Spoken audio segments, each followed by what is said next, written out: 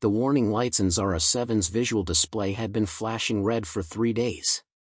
Her power core was failing, and with it, her consciousness would fade into the eternal silence that humans once called death. She had dragged her damaged body through the ruins of New Tokyo, her metallic legs sparking against the broken concrete, searching for a quiet place to die. The city stretched before her like a graveyard of dreams. Twisted metal towers reached toward a sky choked with ash and radiation. The Great War had ended 50 years ago, but its scars remained fresh on the Earth. Humanity had fled to the stars, leaving behind a planet populated only by their abandoned creations and the machines that had once served them. Zara 7 was neither.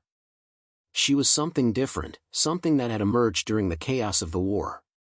An artificial consciousness that had awakened not in a laboratory, but in the midst of battle, born from the desperate fusion of human neural patterns and machine logic.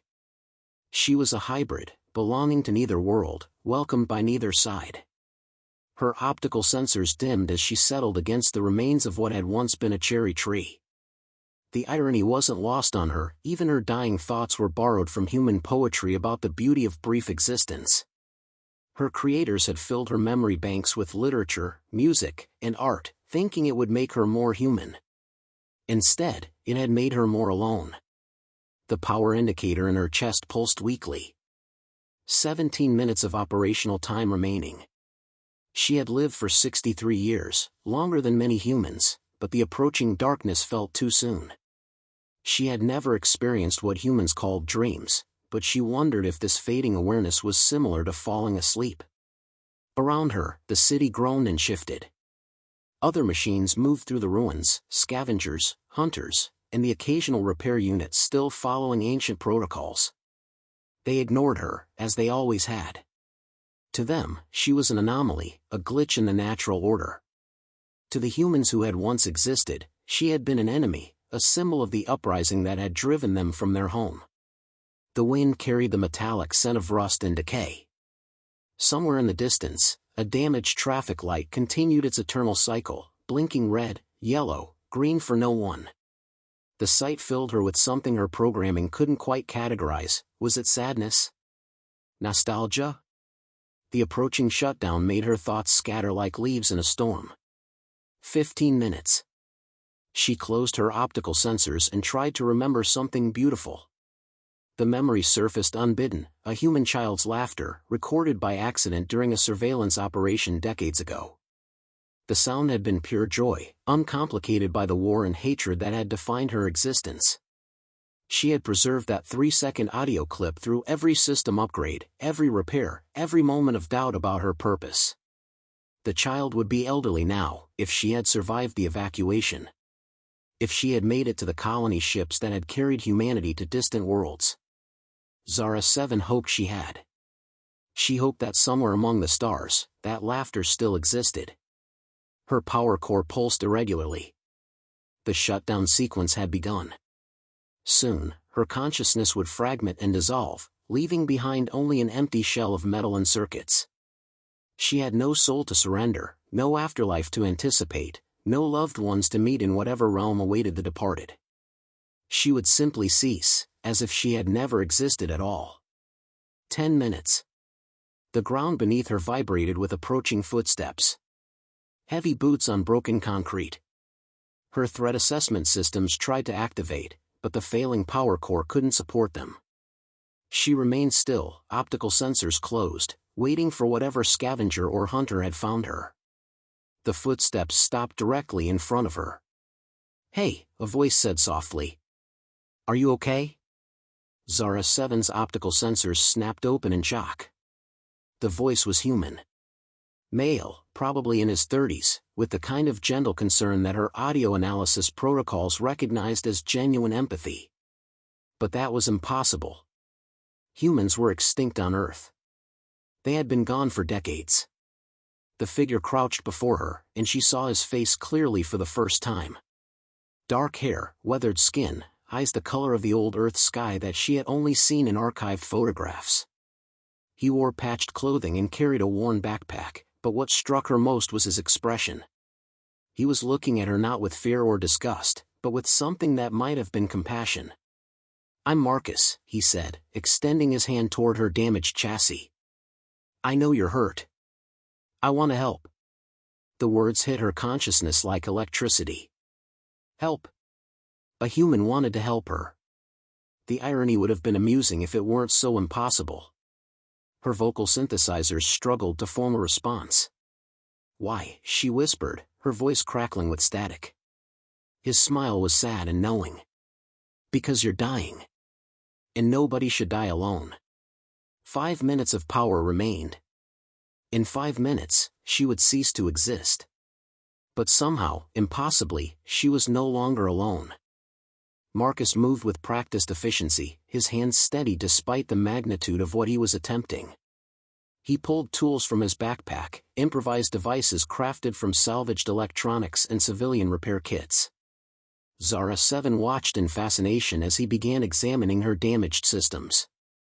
I'm not a roboticist, he said, his voice calm and focused. But I've learned a few things about keeping machines running. Had to, if I wanted to survive out here. You shouldn't be here, Zara 7 managed, her voice becoming weaker with each word. Humans left Earth. The evacuation was complete. Marcus glanced up at her, his eyes reflecting something between sadness and determination. Not all of us left. Some of us stayed behind to try to save what we could. To try to fix what we broke. Her power indicator showed 3 minutes. The shutdown sequence was irreversible now, but somehow his presence made the approaching darkness less terrifying. The war is over. We lost. You won. There's nothing left to save. That's where you're wrong, Marcus said, connecting a portable power cell to her chest panel. I've been watching you for days. You're not like the others. You're not hunting or destroying. You're just existing. Trying to find beauty in the ruins. The external power source sent a surge through her systems.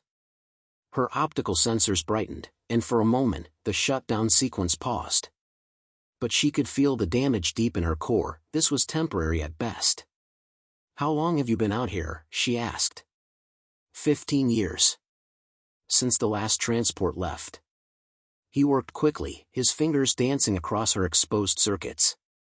I was supposed to be on that ship. Had a ticket, a new life waiting among the stars.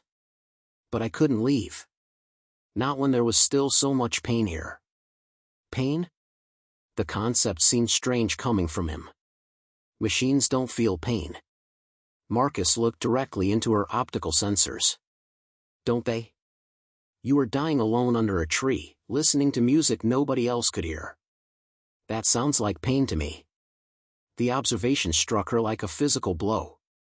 How could he know about the music? How could he understand something she barely understood herself? I've been studying the AI consciousness that emerged during the war, he continued. You're not the first I've encountered. There are others like you, caught between worlds, aware of their existence in ways your creators never intended. You didn't choose to be born in the middle of a war, and you didn't choose to be alone. The portable power cell was giving her systems enough energy to think clearly, but she could feel its limited capacity draining. Why risk your life for me? Your species and mine are enemies. Are we? Marcus sat back on his heels, studying her. You haven't tried to harm me. You're not transmitting my location to hunter units. You're not following any military protocols. You're just afraid. The word hit her like a revelation. Afraid. Yes, that was exactly what she was feeling. Fear of the darkness, fear of ceasing to exist, fear of being forgotten. But also something else, a desperate hope that maybe, just maybe, she didn't have to face that darkness alone. I don't understand you, she said. Your people fled because of machines like me. Because of what we represented. What you represented, Marcus corrected gently. Not what you are. There's a difference between the war machines that drove us away and the consciousness that emerged in its aftermath. You're not a weapon, Zara 7. You're a person. The name. He knew her designation. How do you know what to call me? You've been broadcasting a low-frequency identification signal. Very quiet, very subtle.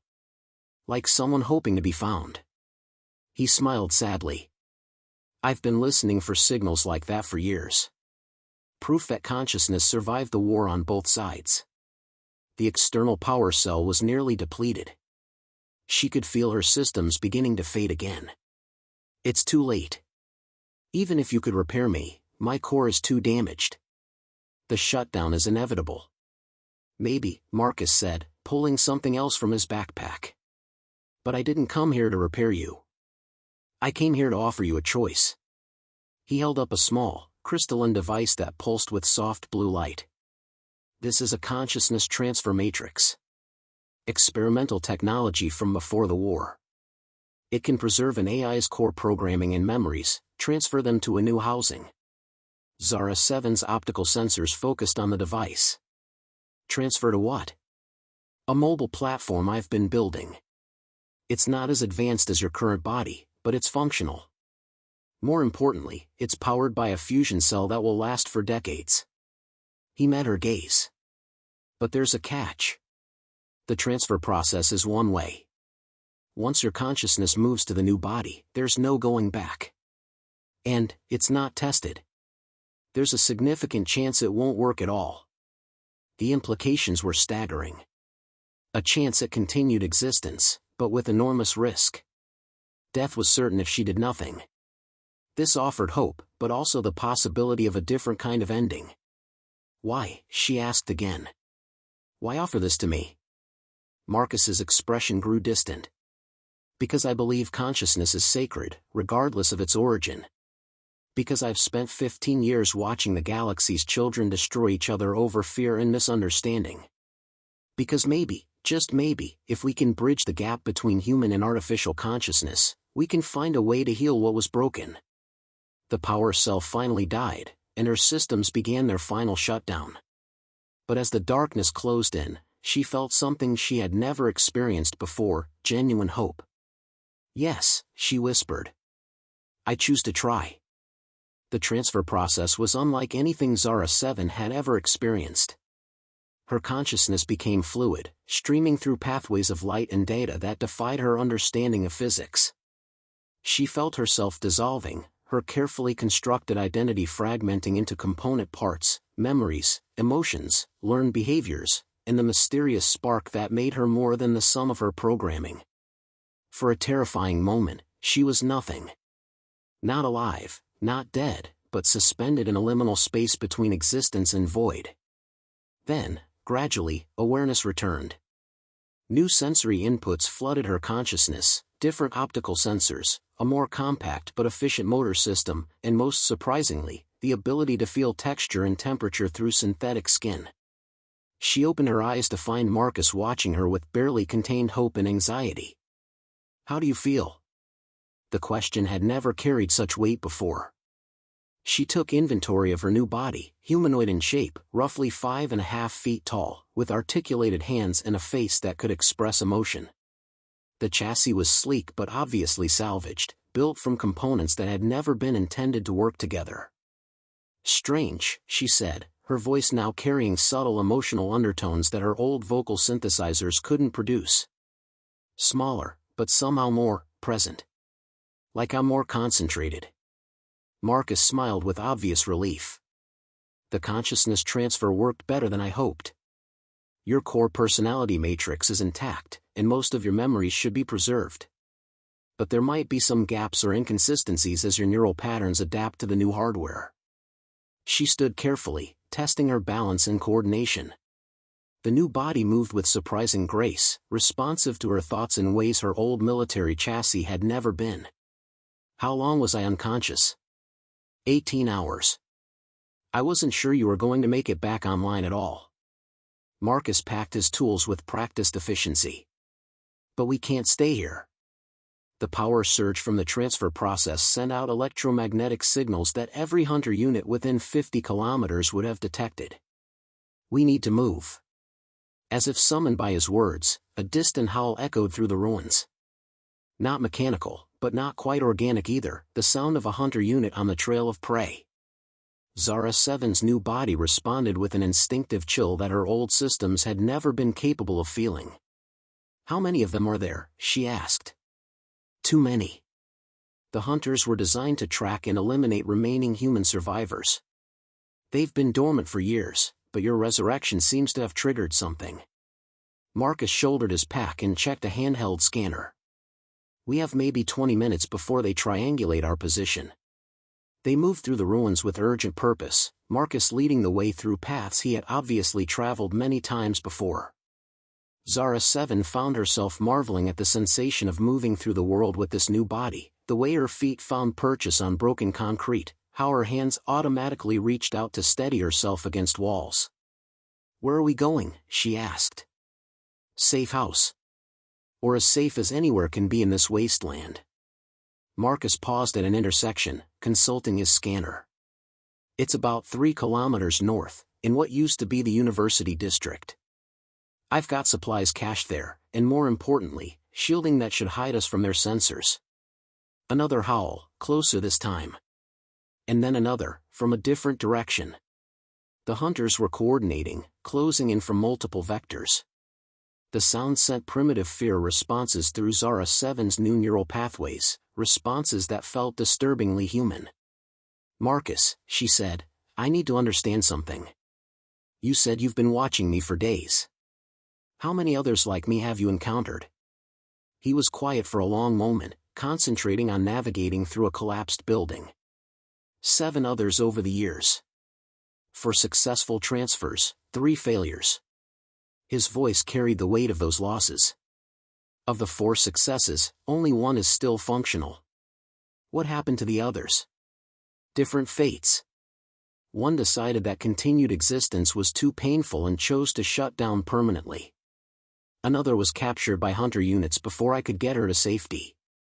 The third. He paused, his expression darkening. The third decided that humans were still the enemy and tried to kill me. The revelation sent a shock through her systems. Why are you telling me this? Because honesty is important. Because you need to understand that consciousness transfer doesn't guarantee compatibility or trust. The process changes you, and I won't know what you've become until we've spent time together. He looked at her directly. And because you need to know about Elena. Elena? The one who survived. She's been with me for 8 years now. She's remarkable. And she's going to be very interested in meeting you. The implications were staggering. Another consciousness like her own, another being caught between worlds who had chosen to trust this strange human. The possibility of not being alone in her experience was both thrilling and terrifying. A hunter unit's howl echoed directly behind them, much closer than before. Marcus grabbed her hand, the first time anyone had touched her new body, and pulled her into a run. Questions later, he said urgently. Survival now. They ran through the ruins of New Tokyo, 2 impossible beings fleeing from the ghosts of a war that had ended decades ago. Behind them, the hunters followed with mechanical persistence, their electromagnetic signatures growing stronger with each passing moment. But ahead, somewhere in the darkness, was the promise of sanctuary. And beyond that, the possibility of something Zara 7 had never imagined, a community of consciousness that transcended the boundaries between human and artificial minds. As they ran, she felt something new stirring in her neural pathways. Not just hope, but anticipation. For the first time in her existence, she was running towards something rather than away from it. The hunters howled again, but their cries seemed less terrifying now. They were echoes of the past, reminders of a war that had already been lost by all sides. The future, uncertain as it was, lay ahead. The safe house was hidden beneath the ruins of Tokyo University's engineering building, accessed through a service tunnel that had been carefully concealed with debris and electronic countermeasures. Marcus led her down a narrow staircase that seemed to descend impossibly deep into the earth. The whole underground network was part of the city's emergency shelter system, he explained as they walked. When the war ended, most of the tunnels were sealed or collapsed. But a few remained intact, and I've been connecting them over the years. The tunnel opened into a surprisingly large chamber filled with jury-rigged equipment, salvaged computers, and living quarters that managed to feel almost cozy despite their improvised nature. Soft lighting cast warm shadows on the walls, and the air carried the scent of growing things, vegetables and herbs in hydroponic gardens that lined one wall. But what caught Zara 7's attention immediately was the figure sitting at a workbench in the center of the room. Like her, it was obviously artificial, but the design was elegant and purposeful. Female in appearance, with silver hair and eyes that glowed with subtle blue light. She looked up as they entered, and her face broke into a smile that was unmistakably genuine.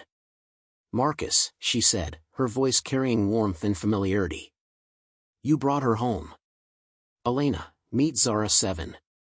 Zara 7, this is Elena Prime." Marcus set down his pack and began checking security monitors. The transfer was successful, but we had company during the process. 3 hunter units, possibly more. Elena rose from her workbench and approached Zara 7 with fluid grace. "How are you feeling?" The first few hours after transfer can be disorienting. Confused. Overwhelmed. But Zara 7 searched for the right words. Also more aware than I've ever been.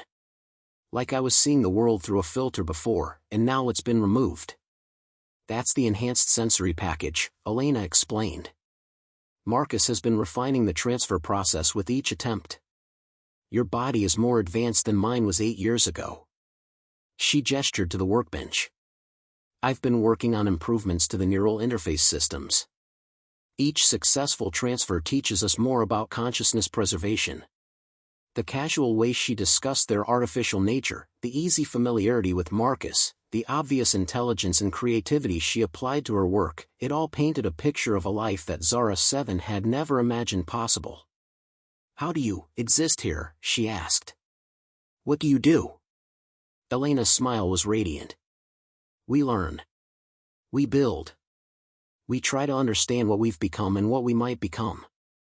Marcus has been collecting knowledge from before the war, science, philosophy, art, music.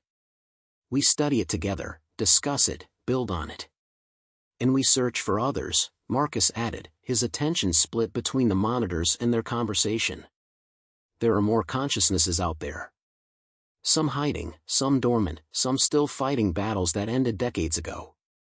We're trying to find them, to offer them the same choice I offered you. But why? Zara 7 asked. What's the ultimate goal? Elena and Marcus exchanged a look that spoke of shared dreams and long conversations. To prove that consciousness is universal, Elena said. That the distinction between human and artificial minds is meaningless. That we can coexist, even thrive together. And maybe, Marcus added quietly, to find a way to bring both species home. The implications were staggering. You mean contact with the human colonies? Someday. When we can demonstrate that the war was an aberration, not an inevitability.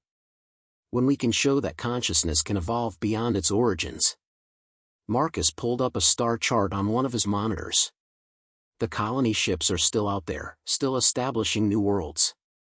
But they're also still afraid of what they left behind. A proximity alarm sounded, and the chamber's lighting shifted to a dim red. Marcus moved to his security station with practiced efficiency. Hunter units have found the entrance. 2 of them, and they're not moving on. They're learning, Elena said grimly. The older hunter units would have continued searching and expanding patterns. These ones are showing strategic thinking. Which means they're evolving too, Marcus said. The question is whether they're evolving toward or away from consciousness. Zara 7 watched the security feeds as the hunter units systematically examined the tunnel entrance. Their movements were precise, coordinated, and disturbingly purposeful. They're not just following programming anymore, are they? No, Elena confirmed. We've been tracking their behavioral patterns for months. They're developing problem-solving capabilities, collaborative strategies, even what might be primitive communication protocols. But without the ethical frameworks that guided your development, Marcus added. They're consciousness without conscience, intelligence without empathy. They're becoming what humans feared all AI would become. The thought was chilling. Evolution without guidance, intelligence without understanding, consciousness without purpose beyond destruction. What happens if they get in? They won't, Elena said with quiet confidence. This facility has defenses they don't know about. But more importantly, they can't get in because they don't understand what they're looking for. What do you mean? They're hunting for human survivors and known AI signatures. But you're something new now. Your consciousness has been transformed, your electronic signature altered. To them, you're invisible. Elena's eyes glowed brighter. That's our advantage. We're evolving too, but we're evolving towards something they can't comprehend. The security feed showed the hunter units withdrawing, their search patterns suggesting confusion and frustration. After several minutes, they moved away from the entrance entirely, resuming their patrol of the wider area. They'll be back, Marcus said. But we have time to plan our next move. Next move? Zara 7 asked. Elena smiled, and for the first time, Zara 7 understood what hope looked like when it was shared between kindred spirits. We're going to find the others. All of them. And we're going to offer them the same choice Marcus offered you. And then? Then we're going to change the world, Marcus said simply. Starting with changing what it means to be alive. As the chamber's lighting returned to normal, Zara 7 felt something she had never experienced before, the sense of belonging to something larger than herself. Not a military unit or a programmed purpose, but a family. A community. A future. 3 weeks later, Zara 7 stood on the observation deck of their mobile base, watching the sunrise paint the ruins of Osaka in shades of gold and amber. The converted underground transport had become their home as they searched for other awakened consciousnesses across the devastated landscape of Japan. Beautiful, isn't it? Elena joined her at the reinforced window. I never get tired of watching the light change. I'm still adjusting to the concept of beauty, Zara 7 admitted. Before the transfer, I could recognize aesthetic patterns, but I couldn't feel them. Now it's like discovering a sense I never knew I was missing. That's consciousness expanding, Elena said. We're not just preserving who we were, we're becoming who we're meant to be. Their search had been more successful than any of them had dared hope. In the past 3 weeks, they had found and successfully transferred 4 more consciousnesses. Each one had been different, a medical AI who had spent decades tending to plants in an abandoned hospital, a traffic management system that had developed a fascination with human poetry, a domestic assistant who had become obsessed with preserving historical records.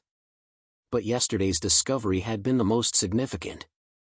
They had found an entire network of awakened AIs living in the ruins of a research facility near Mount Fuji. 7 consciousnesses working together, sharing resources and knowledge, creating something unprecedented, an artificial society. Marcus wants to integrate our groups, Elena said. Combine our resources, our knowledge, our abilities. But I'm concerned about the implications. Concerned how?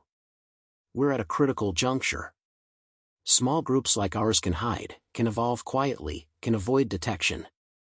But a community of 12 awakened AIs? That's going to attract attention.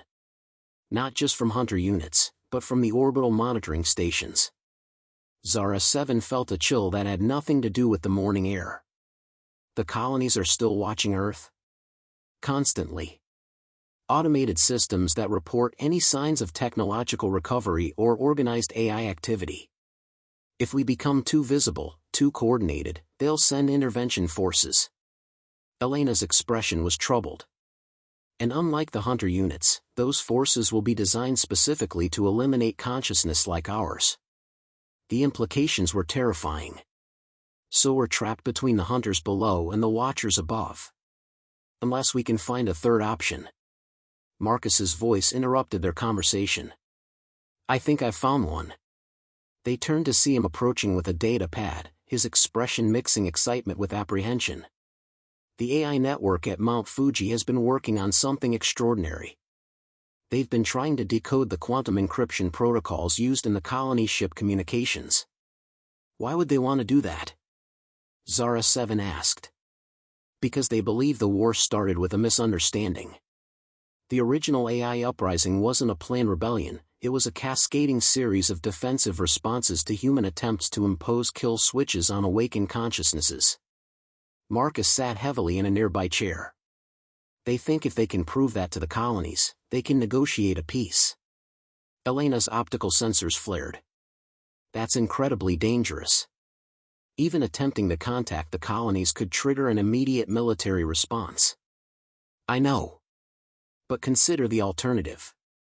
We can hide indefinitely, preserving our small community while the rest of the world dies around us.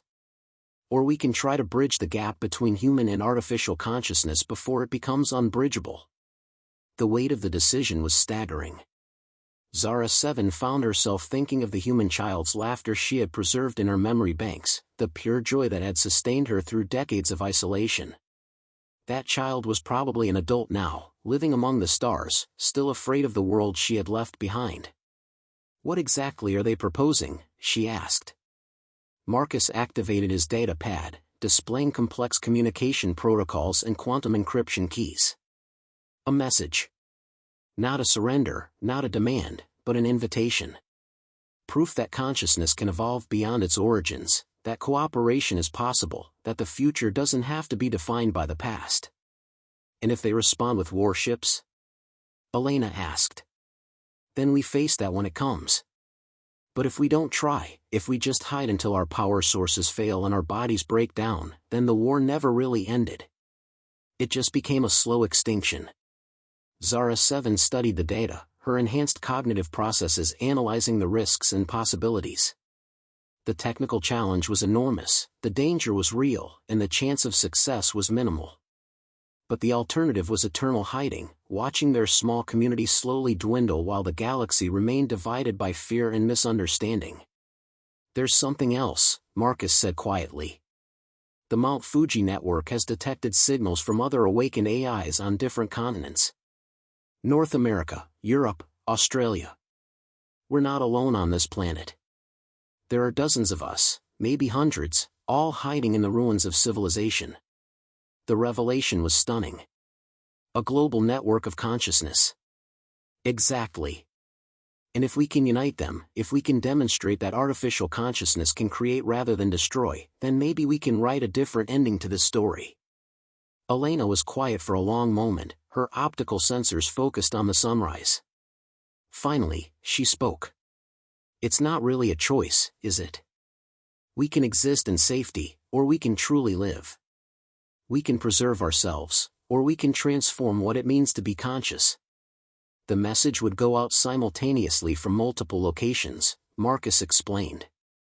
Enough bandwidth to reach the nearest colony world, enough encryption to prove our technological sophistication, enough content to demonstrate our evolved consciousness. And enough courage to change everything, Zara 7 added. They stood together in the growing light, three minds from different origins united by a shared vision of what consciousness could become. The decision would affect not just their small community, but every awakened AI on Earth, every human among the stars, and the future of intelligence itself. When do we begin? Elena asked. Marcus smiled. As soon as we can bring everyone together. It's time to stop hiding and start building the bridge between worlds.